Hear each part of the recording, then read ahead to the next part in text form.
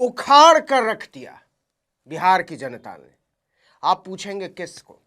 यही वो सवाल है जिसकी मथानी लेकर हर राजनीतिक विश्लेषक अपने अपने तरीके से आकलन करने में जुटा हुआ है।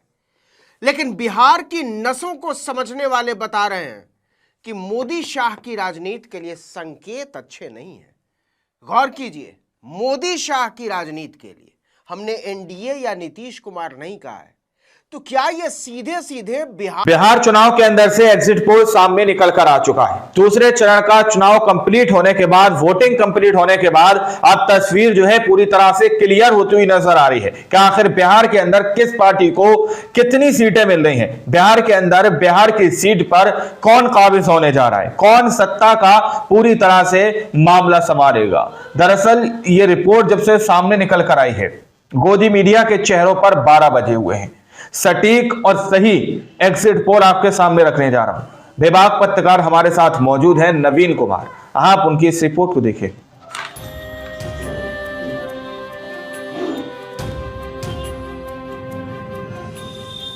नमस्कार, आदाब, सत श्री अकाल, जय भीम, जोहार। मेरा नाम है नवीन कुमार। उखाड़ कर रख दिया, उखाड़ कर रख दिया। आप पूछेंगे किसको? यही वो सवाल है जिसकी मथानी लेकर हर राजनीतिक विश्लेषक अपने अपने तरीके से आकलन करने में जुटा हुआ है। लेकिन बिहार की नसों को समझने वाले बता रहे हैं कि मोदी शाह की राजनीति के लिए संकेत अच्छे नहीं है। गौर कीजिए, मोदी शाह की राजनीति के लिए हमने एनडीए या नीतीश कुमार नहीं कहा है, तो क्या यह सीधे सीधे बिहार में सरकार को पलटने की लहर है? बिहार चुनाव के दूसरे फेज की वोटिंग ने पूरा इतिहास बदल डाला है। आखिरी फेज में या कहिए दूसरे चरण में 20 जिलों की 122 सीटों पर शाम 5 बजे तक 67.14% मतदान हुआ। मुस्लिम बहुल किशनगंज में तो 76.26%।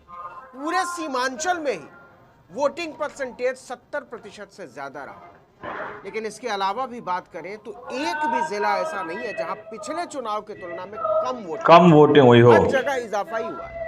भागलपुर में 66%, शिवहर में 67%, बांका में 68%, पूर्वी चंपारण में 69%, सुपौल में 70%। मतलब दूसरे चरण में 9% का इजाफा। और ये 5 बजे तक के ही आंकड़े हैं, जबकि वोटिंग 6 बजे तक हुई है। और 6 बजे तक जितने लोग कतार में लग गए थे, उन्होंने इसके बाद भी वोट डाला। अब सवाल है कि ये जो बम्पर वोटिंग हुई है, उसका इशारा क्या कहता है? ये सवाल इसलिए भी बहुत ज्यादा महत्वपूर्ण हो गया है क्योंकि सारे एग्जिट पोल कह रहे हैं कि एनडीए ने झंडा गाड़ दिया है। एनडीटीवी वालों ने तो एनडीए को 159 सीट तक दे दी और आईएएनएस के लिए सर्वे करने वाले मैट्रिक्स ने 167 तक पहुंचा दिया। टीआईएफ ने 163 सीटें दी हैं एनडीए को। चाणक्य दे रहा है 130 से 138 और दैनिक भास्कर एग्जिट पोल में एनडीए को 145 से 160 सीटें दी। 145 160। गठबंधन को 73 से 91 सीटें मिलने का अनुमान लगाया है। एक एजेंसी है पोल डायरी, उसका तो कहना है कि एनडीए को 209 सीटें आ सकती हैं और महागठबंधन 50 से नीचे सिमट जाएगा। पोल स्ट्रेट ने 148 सीटें तक दी हैं एनडीए को। मतलब सारे एग्जिट पोलों का कहना है कि महागठबंधन 100 से नीचे तो पक्का सिमट। 100 से नीचे। क्या सचमुच में ऐसा ही होने जा रहा है या फिर इसमें झोल झाल है? अगर पोल्स ऑफ पोल यानी इन सभी एग्जिट पोलों को मिलाकर देखें और औसत निकालें तो एनडीए को 152 सीटें तब भी मिलती दिख रही है। महागठबंधन के खाते में 84 सीटें जा रही हैं। प्रशांत किशोर को 2 सीटें मिल रही हैं तो अन्य के खाते में 5 सीटें जा रही हैं, जिसमें ओवैसी भी शामिल है। साफ तौर पर जमीनी हकीकत के उलट एग्जिट पोल के आंकड़ों में ऐसी सच्चाई दिख नहीं रही है जिस पर भरोसा किया जा सके। पुरानी बात नहीं है। बिहार में पिछले ही चुनाव में 2020 वाले में सारे के सारे एग्जिट पोल धराशायी रह गए, तो क्या इस बार भी वही होने वाला है? अब जरा पिछले विधानसभा चुनाव में हुए एग्जिट पोल के आंकड़ों पर गौर करें। 2020 में टुडेज चाणक्य ने एनडीए को 34% और महागठबंधन को 44% और अन्य को 22% वोट मिलने का अनुमान लगाया था। वहीं एक्सिस माई इंडिया और इंडिया टुडे ने अपने एग्जिट पोल में महागठबंधन को 139 से 161 सीटें दी थी। एनडीए को केवल 69 से 91 सीटें मिलने का अनुमान लगाया था।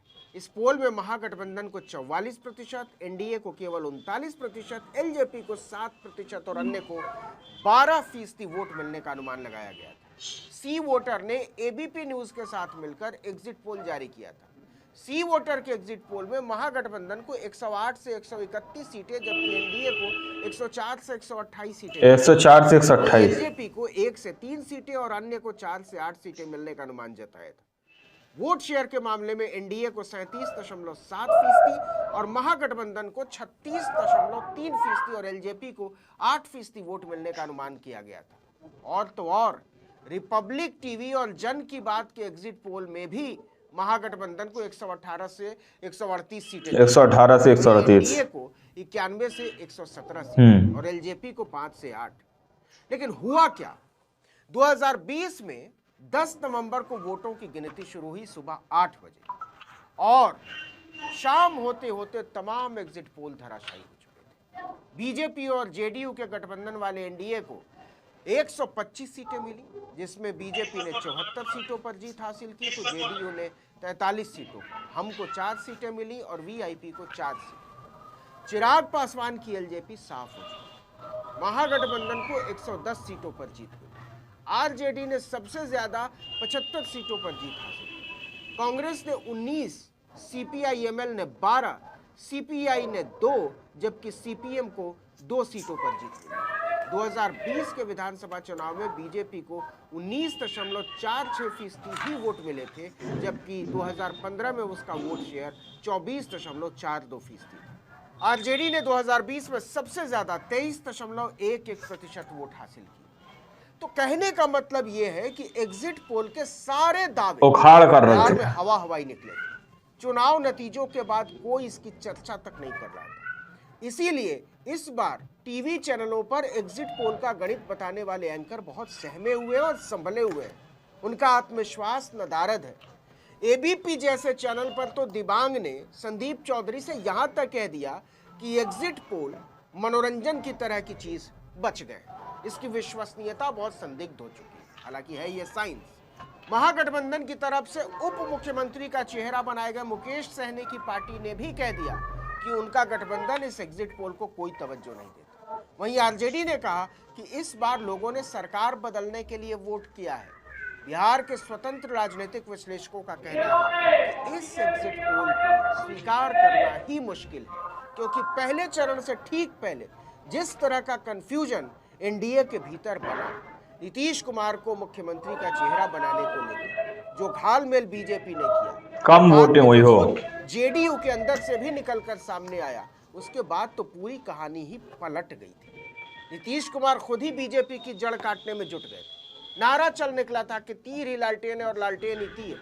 ये नारा दूसरे चरण की वोटिंग के दिन तक और तेज हो गया था, खासकर तब जब नीतीश ने एक एक करके अपने करीबी नेताओं संजय झा, ललन सिंह और विजय कुमार चौधरी से मुलाकात की। चर्चा यहां तक चल निकली कि नीतीश ने ललन सिंह को सबसे पहले केंद्रीय मंत्रिमंडल से इस्तीफा देने को कहा। बिहार में जो नए राजनीतिक समीकरण बनने जा रहे हैं उसके पत्ते बिल्कुल नए होंगे और खेल भी रोज नया होगा, याद रखिए। फिलहाल इंतजार कीजिए 14 तारीख का। ये देखना वाकई दिलचस्प होगा, बल्कि बहुत दिलचस्प, कि एग्जिट पोल और जनता के फैसले के बीच कोई सीधा पुल बचा भी है या नहीं। इस वीडियो में इतना ही, लेकिन अगर आपने आर्टिकल 19 इंडिया को अब तक सब्सक्राइब नहीं किया तो फौरन कर दीजिए। बेल आइकन 145 160 जैसी आकृति लाइक कीजिए और कमेंट करके बताइए। दोस्तों, आप लोगों ने इस वीडियो को शुरू से आखिर तक देखा। वीडियो के अंदर सारे आंकड़े आप लोगों के सामने रखे गए हैं। बहुत सारे गोदी मीडिया के चैनलों के भी आंकड़े आपके सामने रखे गए हैं। बहुत सारे बेबाक और निष्पक्ष चैनलों के भी आंकड़े आप लोगों के सामने रखे गए हैं, जो एग्जिट पोल सामने निकल कर आई है। इससे पहले भी बिहार के अंदर जब चुनाव हुए थे तो एग्जिट पोल सामने निकल कर आए थे, और उन एग्जिट पोल को देखकर पूरे एग्जिट पोल जब नतीजे सामने निकल कर आए तो सबके सब एग्जिट पोल धराशायी हो गए। यानी कि एग्जिट पोल और नतीजे दोनों सब कुछ अलग ही अलग थे। क्या ऐसा ही कुछ फिर से बिहार के अंदर होने जा रहा है? बाकी आप लोगों ने इस रिपोर्ट को देखा सुना, आप लोग इस रिपोर्ट के बारे में क्या सोचते हैं, क्या समझते हैं, अपनी राय कमेंट सेक्शन में जरूर दीजिएगा। मिलते हैं अगली वीडियो में, जब तक के लिए जय हिंद, जय भारत।